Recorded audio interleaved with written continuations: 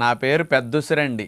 కార్తీక మాసంలో వనభోజనాలు చేస్తున్నారు గానీ, నాకు నమస్కారం పెట్టడం థాంక్స్ మాత్రం మీరందరూ మర్చిపోతున్నారండి. మీ తాత ముత్తాతలందరూ శ్రద్ధగా నన్ను పూజించేవారు.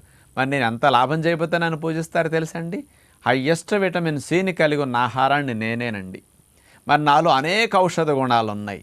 మీకు రక్షణ వ్యవస్థను పెంచడానికి, దెబ్బలు పుళ్ళు గాయాలైతే మాన్పటానికి, మీ లోపల రిపేర్లు క్లీనింగ్ బాగా చేయటానికి, మీ ఆరోగ్య సంరక్షణకు నేను అద్భుతమైన ఫలితాలను ఇస్తాను. కాబట్టి నన్ను ఈ కార్తీక మాసంలో పూజింపి సంవత్సరం పొడుగునా తినమని ఆచారం పెట్టారు. నన్ను మాత్రం కాయలుగా ఉన్నప్పుడు వాటిని తీసుకెళ్ళి మొక్కలు కోసి ఎండపెట్టి సంవత్సరం పొడుగునా దాచుకుని మీరు ఆ మొక్కలు సప్పరించటం, పొడి చేసుకుని ఆకటం చేయండి. ఫ్రెష్గా ఉన్నప్పుడు తినటానికి ప్రయత్నం చేయండి. నన్ను మాత్రం నిలవ పచ్చళ్ళ రూపంలో, ఆవకాయల రూపంలో పట్టి పాడు చేసుకోకండి. ఆరోగ్యాన్ని కోల్పోకండి.